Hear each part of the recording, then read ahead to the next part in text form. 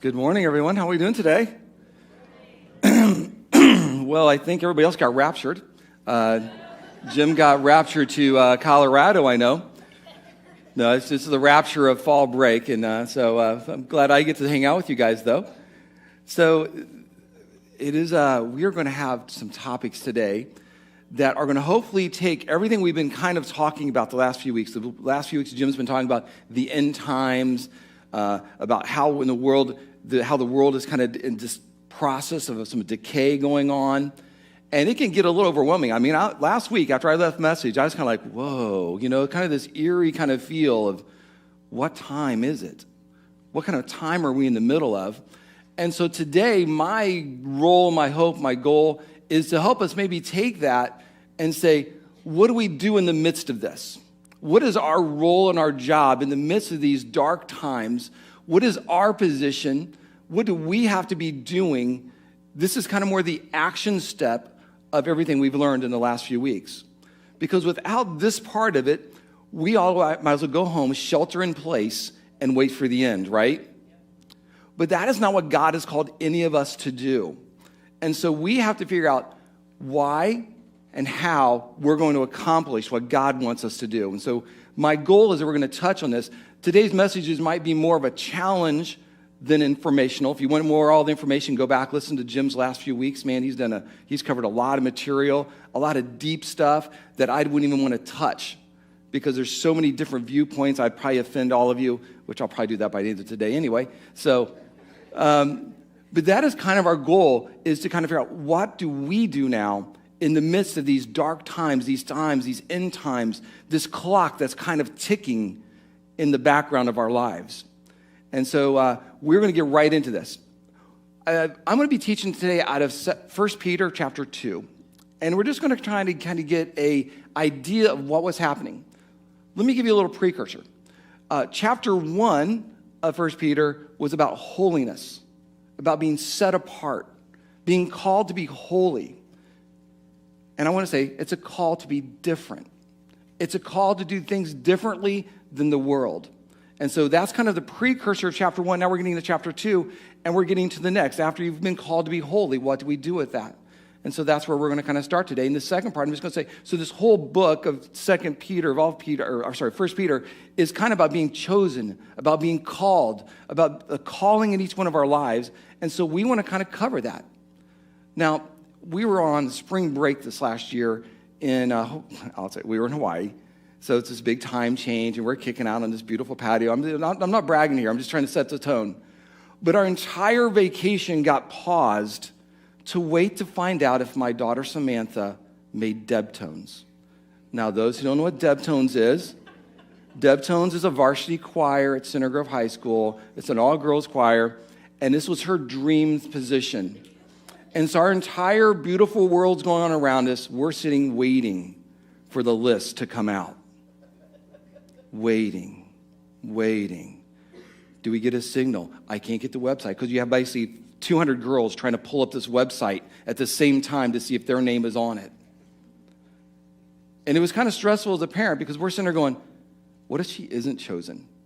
Now we're going to be in Hawaii, we're supposed to be on vacation. She's going to be bummed out. She's going to be sad. We got to deal with all that whole dynamic. And then I'm thinking, if she is chosen, that'd be awesome. But, there's just always that back of your mind. It's your kid. They're good. You love them. But what if you're going to see their little hearts get broken right before your eyes? And so we waited and we paused. But nothing could really go on until we found this out. Luckily and gratefully, she was chosen. So good? She was chosen. Now, let me tell you why that's important. Because at that moment, once she was chosen to be a Debtone, before she had her first practice, before she had her first concert, she now carried the label of being a Debtone. We can now get the yard sign and put the sticker on the car. She was officially a Debtone. And it's much like this in our faith. We are called, we are chosen people. Matter of fact, look at this passage out of 1 Peter. It says this, "For you are a chosen people, you are a royal priest, a holy nation, God's very own possession." And when we find out that we've been chosen, it emboldens us. We can wear the badge. We can put it on our car. We can do whatever. We can put the sign in our yard. I am chosen by God. We should all get shirts that say, chosen. And that's kind of the cool thing. It emboldens us. It empowers us. It gives us a sense of that I belong. I'm part of something bigger and greater. And this is where God has called each and every one of you who has asked Jesus into your life. You are now chosen. You are part of a priesthood. And that's a big thing. So you know what the priesthood? They were these very learned people. These are people who had all this education. But here Peter's telling people, you have been chosen and you are now priests for the holy nation. And you go, whoa, I'm not educated. Doesn't matter. That's not the qualification. Whoa, I didn't get all that special knowledge and stuff. I didn't go through all those classes. Doesn't matter. The class you went through was Jesus dying on a cross for you. That is what called you to be chosen, and that is what gives you the ability and the entitlement and the rights to say, I am a part of God's kingdom. Now, we talk about this because we have to get this idea. We live in a world that might be falling apart. We live in a world that's a little bit dark. We have to figure out who we are first before we can even combat the darkness. The passage goes on and says this. It says, as a result, you can show others the goodness of God, for he called you out of the darkness into his wonderful light. We are being called out of the darkness, out of the doom and gloom that we've been kind of hearing about. If you didn't quite get the whole how Revelation and how all this end time and how all those things work together, Jim mentioned it was a love story. And it goes to this point. And how are we going to be a part of that? Well, we have to know that we are part of that chosen group that God loved, that God wanted to see us be a part of the kingdom. You're special. But with it comes some responsibilities, and that's the part that most of us aren't going to like. Now, let's just talk about this. There's a few different kinds of calling. Let's see, put up here. There's 3 different kinds of callings. There's an internal call to Christ. Matter of fact, if you look at Peter, who's writing this book, he was basically a fisherman hanging out, fishing. And then all of a sudden, this rabbi, Jesus, walks up and goes, throw the nets out on the other side. And he's like, you stick to speaking. I'll take care of some fishing. I know my fish, buddy. Just don't get into my area. This is my lane. Stay in your lane. And he goes, no, throw off the other side. And he throws it off. Okay, fine. Make this guy be quiet. Throws it off the other side. And I always just like to have this mental picture that the fish are just jumping into the net. Yay, I'm going to be part of God's plan. Watch this. And they just start jumping in the net. They're jumping into the boat. And it's a moment where Peter's going, there is something different about this guy. There is something going on here. This is something different than what I was expecting. So much so that he basically walked away from his boat, his career, everything to become a follower of Christ. That's that eternal call to Christ. The world is being faced with this daily. The world is in tension because of this daily. There's parts of the country and this world where people are begging to know more about Jesus. Unfortunately, it's not here. And that's our dilemma. The second part you might say is a temporary call to an assignment. You might be called to a mission field. You might be called to become a nurse. You might be called to be a teacher. You might be called to hook up with that girl who looks really cute at the end of your row. You might have this calling, but it's more of a temporary assignment. It's a calling that says, I have, during this period of my time, this temporary assignment I have on earth, this is where I'm kind of called to serve and do my business and do God. And those are that's a temporary call. The final one, and this is where we're going to spend our time today, a daily call to a different standard. A daily call, because you've been chosen. And you're not just chosen just to sit around. You're chosen to be, and you're called to do something for God. But what God's more worried about is the who before you get to the do. And so when I talk about this who, it's this. There's a daily call to live a different standard. What is the world standards? What are some of the world standards? What are some of the things the world depends on? Come on. Money. What else? Status. Well, I mean, pleasure. That's a big one. That's the world standards. We're called to live to a different standard. A different one. One based on God, not the world. We're being called out of that darkness. We have to first time get to grips with the idea that the way we've been living, although it might be fun and pleasurable for short periods of time, it usually leaves us with a hollow feeling inside, and we basically have this sense of darkness within, that I did this for me, not anyone else. And let's be honest, we have a belief as a Christ follower that it's better to give than to receive, of generosity. And most of the time, most of us, and unfortunately, are motivated by our own personal needs being met, our satisfaction, our money, so we can get more stuff. But God's called us out of that to be lived differently on a daily basis, and that is a struggle. And so God is more concerned about the who before the do. So this is this daily internal part that has to make a decision that we make, and then how we live it out should flow from us. Because once we know that we are chosen, I'll give you an example, and I've shared this before. Somebody didn't notice my car has my name on the side of the car. Before I got the name on the side of my car, I was a bad driver. I was known to be yelling, screaming, cutting. I was not a good driver. You put my name on the side of the car with my phone number underneath it, and my driving has improved. I am much more patient. I am much more understanding. I don't honk my horn at people. When we know what label and that we've been chosen and we're part of God's nation, God's company, and we wear that badge of who God is, it should change how we behave. It should change how we do things.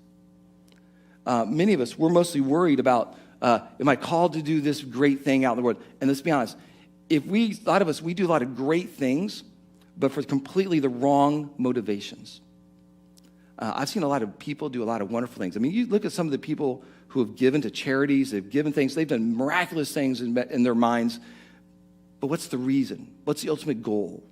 What's the end game to them doing that? It's normally, look at me, I gave. We have to do things differently, and that's what we've been called to do. The early people that Peter's writing this to, they understood this. They were being persecuted horribly. Persecution. They were being called all kinds of crazy names too. They're being called, and this one's kind of weird, incestuous, like they basically like incest stuff, and that's because they'd have these agape feasts, and they'd say, hey, come, we're bringing our brothers and sisters are coming, and brothers and sisters of Christ are coming, and we're going to have a love fest, love feast. And that kind of confused people of the day. Sometimes they saw them, oh, they must be magicians. They're doing all these like crazy miracles. I don't know how they're pulling them off, but they're really good magicians. Or there's some other weird things that Jesus said that kind of threw the people off. And he says, come and take and eat of my body. So they're going, whoa, what are you people into? And that was some of the, so not only were we being persecuted by the leadership, they're being misconstrued by the people, their neighbors, like, what are those people into next door? And so here's Peter calling them out to live differently and be different. And some of us, I don't think today we be seen as those topics, but some of us today, if we were honest, Christians have gone on to gain this kind of perception that we're maybe judgmental, intolerant, that we're bigots. And you know what? Some people who call themselves Christians have earned us all that reputation. They've damaged what God wanted us to do. And we're going to get that to you in just a few minutes. And so our role as living differently isn't to go out and bash the world and judge everybody and make everybody feel terrible about who we are. And that would they, because let's be honest, people know us more for what we're against than what we're for. And that is what we have to change. And the only way we change that is in a call to daily live to a different standard. Instead of going out pointing, you're doing this, this is what we do. We don't believe it. We don't believe it. We don't believe this. What if we just all took this in and said, let's go out and just say what we do believe? Now, the challenge of that is this. I can tell you something, but what are you looking at? How I live. What comes out of my mouth sometimes means nothing until you see me backing it up with how I'm living my life, how I live my daily life. And so that is what we have to start kind of getting in alignment that we're talking about today. Let me go on with this other passage. Is this. It says, dear friends, I warn you as temporary residents and foreigners to keep away from the worldly desires that wage war against your very souls. So I wore a shirt for you guys today. Sorry, I'm still usually undressed on stage, but here we go. This is my shirt that I made for a retreat back in 2002. It says stranger. And I was teaching on this very passage, and the mentality is this. We are temporary residents and foreigners to this world. We were never called to live here and fit in completely. We were never called here to do things like they do them. We were called to be kind of strange. People, what do you do when a stranger walks in a room? You're like, you watch them. People are watching us every day. When we walk into a room, people are going, what are they about? They want to know. We're unknowns to the world. We have to decide, and I'll show you what it says in the back, don't look at my butt. It says, strangers on earth, don't get comfortable. It's based on this mentality that we have to understand that this is a temporary assignment that we're supposed to live on a daily basis to a different standard. We're called to live differently daily because this assignment, we have such a big perception to change in this world. We have to change people's idea that we're bigots, judgmental, intolerant, all these other words, and we have to redirect them to what God wanted us to direct them to. And let's read on a little further. It goes, here it gets even tougher. It goes, be careful to live properly among your unbelieving neighbors. Now, I think it's always funny it says unbelieving neighbors there. You see, how many times have you seen people go to church and they act one way? And you see them on the workplace and their language changes, the things they talk about changes, and also, it's almost like we fake it for the Christians and then we try blending in with the others. And this is a calling out to stop. There's just no way around it. It's a calling out that if you're supposed to live properly no matter where you are. Consistency in being obedient to God. We all make mistakes. We all have our weak moments. Don't get me wrong. I'm not saying we're all perfect people. But I'm saying on a consistent basis, do people perceive you and who you say you believe and follow in a good light or in a bad light? Now, and I've heard it. I've done youth ministry. I did youth ministry for years. And one of the things I always heard, well, I'm just trying to fit in. Then I can build bridges with people. You don't reach sinners by sinning with them. You got to show that things are different. You've been called to a different standard, to live a life to a daily different standard. I'm just saying, I'm one of these guys, I just want to pound things into your brain. I'm just trying to get this one thought. If I can get you guys to understand this one thought, I win today. Let's go on. Peter basically knew, I'm not going to convince them to believe like I believe. I'm going to show them what we believe by how we behave. Think about that. We're going to show people what we believe by how we behave. Let that sink in. Think about your daily week. That's bad. Your daily day. Your daily day? Your week? Whichever. How do you live it? Do you live differently? Would people notice a difference? It's tough. And I think as we get older, we think it's just young kids that battle this.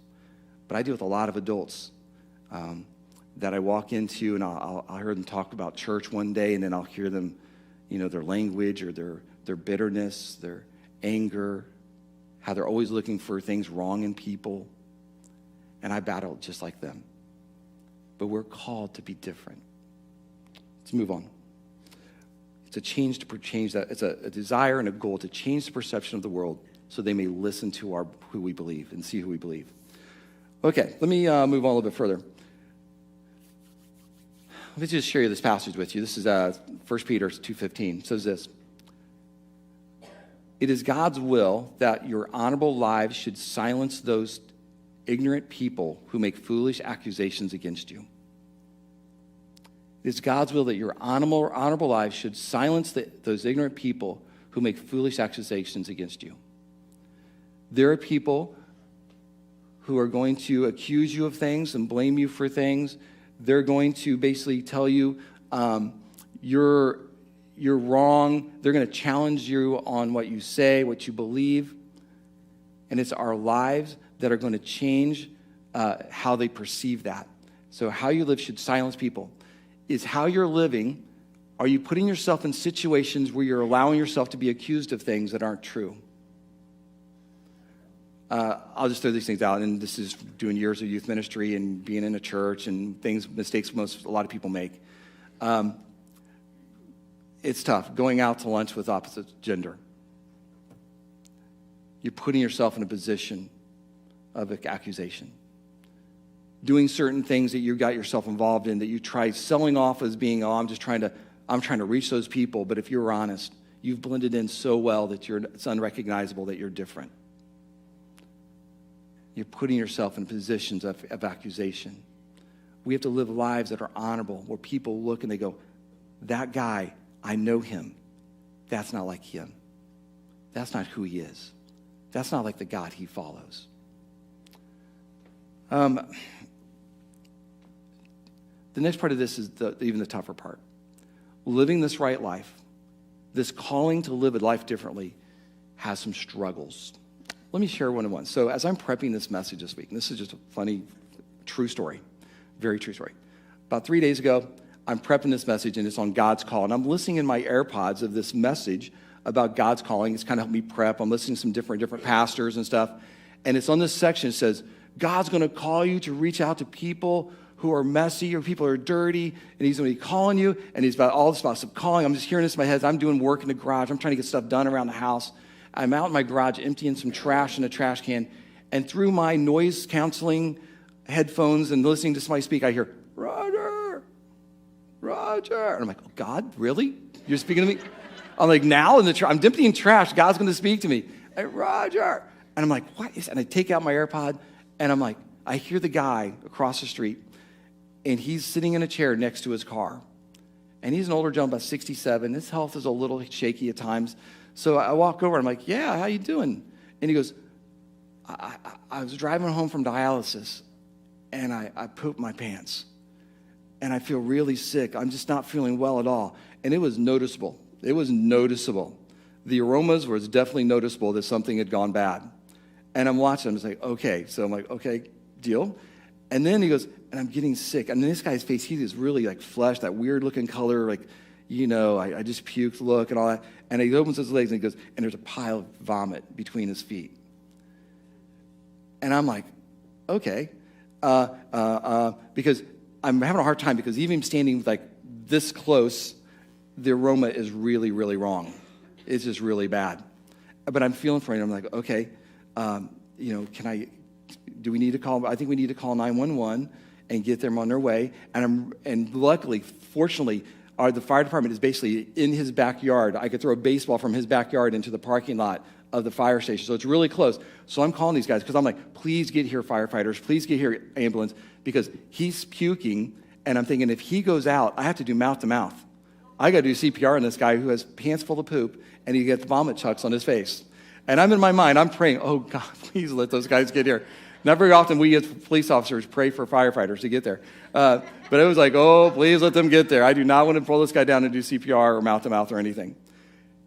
And so I share this story mostly for this. I didn't do anything special, but I was present. I was willing to be involved. I was within earshot at the moment of someone in need. And a lot of times we try thinking that, oh, God wants me to go to Mexico, wants me to go here. He wants you to go home and do mission work. He wants you to go to your lunch table. He wants you to go to your job, the next family reunion, to do ministry. You never know when the mission field is you're going to be called into the mission field. And your mission field is probably not another country. It's probably one of your neighbors, especially your unbelieving neighbors. So I crawl across, and I'm just telling you this the next part. So sometimes when we do this, things get, I was busy. There was things I wanted to get done that day. This took time, and it took really the biggest thing I was nearby. This is one of the reasons I know some of you guys, I don't care where you send your kids, whatever, it's fine. One of the choices we made as parents is we wanted our kids to be in the midst, and it sounds scary, we want to be in the midst of unbelieving friends because we want to reach their friends for Christ. That's just a choice we made. Other people do it a different way. That's fine. But we intentionally said, yes, we could isolate them, but we chose not to for now. Things could change. If the world goes too crazy, we might yank them. But we are called to be around neighbors and people and have friends who aren't always just a bunch of Christian people. They're people that we're looking out to see, how can I reach this person? How can I share Christ with that person? We're not isolating ourselves off into a holy little huddle. It's our call. We as the church were not called to be a church for us. We weren't called to be consumers. We were called to be contributors to building the kingdom. We were called to be outside and be there for the world. The church was called for the world, not just for us. It was called to reach people. And so this Tim story, my only thing I did, I was willing, I was present, and I knew who to call. I knew who to contact. Some of you would have known what to do. You're a paramedic or whatever, you would have stepped right in, known what to do. I didn't, but I knew who to call. Now let me tell you the next part of this, and this is the worst part. So they got him loaded up on the gurney, and we're trying to lock up his house. He goes, hey, the key to my car, the key to the house is in my glove box, is in the console. And I said, don't worry, I'll get that for you. And I went, I opened the door of the car, I put my hand on the seat, and I reached over. And it was very, very, very damp. It was very, very damp. He basically had one of the seats that had the little air conditioning, little holes in the seat, which had soaked in all of what had come out. And I'm now standing there, and now I'm... and I'm running in the front yard before I puke in his car. Sometimes when we're called to reach people, you got to get your hands dirty. Sometimes when you meet people, I didn't have to point out that my neighbor had pooped his pants and puked all over himself. I didn't have to point out. He knew. I don't have to always go and point out other people's faults and other people's problems. I don't have to go and say, this is wrong. You go get cleaned up, then I'll help you. That is not how it works. That is not what we're called to do. Sometimes the calling of God is going to cause you to get your hands really, really dirty. You're going to be dealing with messy people, and it's okay. You're not called to change them. You're called to guide them to the one who can change them. We are called on a daily basis to live differently, to be willing to go in, because most people would walk away in those moments. Most people turn their backs to people who are struggling. Now, you think, well, are you talking about the guy at this corner begging for money? Maybe. But I'm more talking about your friend who's struggling in their marriage.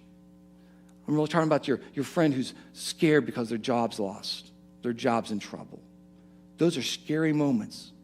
It might cause you to get your hands dirty. It's going to take your time, your energy, your comfort. Strangers on earth don't get comfortable. We weren't called to comfort. We were called to action, to live daily differently.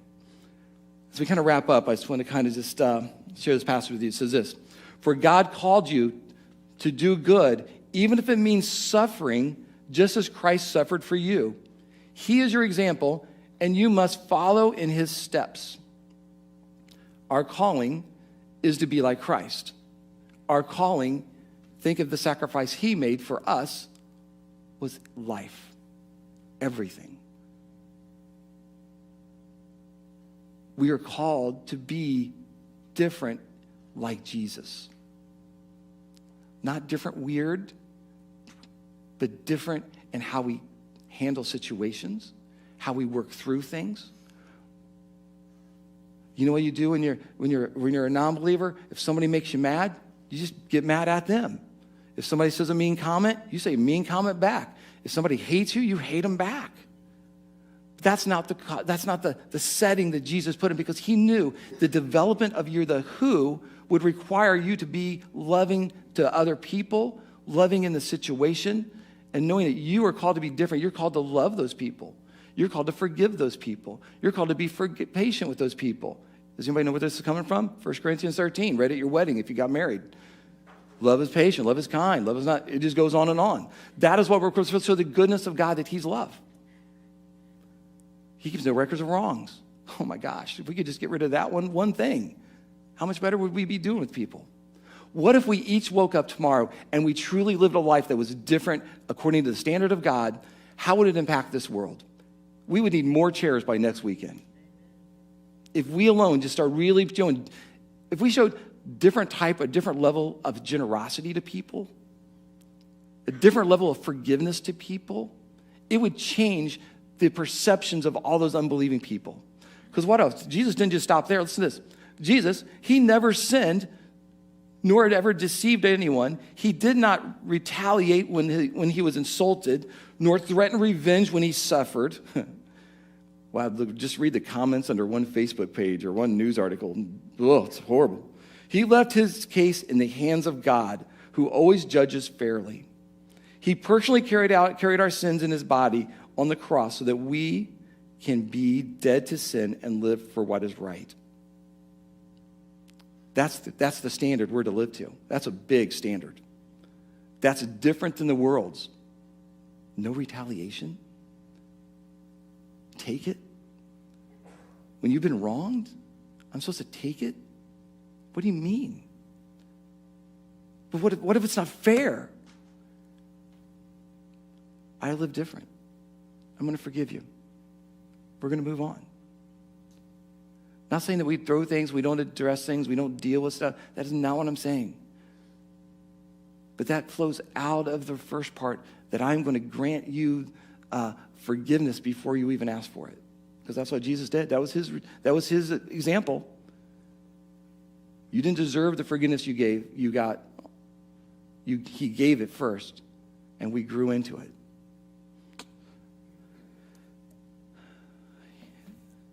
Then it gets taken up another step. World standard versus Jesus standard takes up another step. Here he goes. This is 1 Peter 3:9. Don't repay evil for evil. Don't retaliate with insults when people insult you. Instead, pay them back with a blessing. This is what God has called you to do, and he will grant you his blessing. That's a different level. That's what we're supposed to be striving for.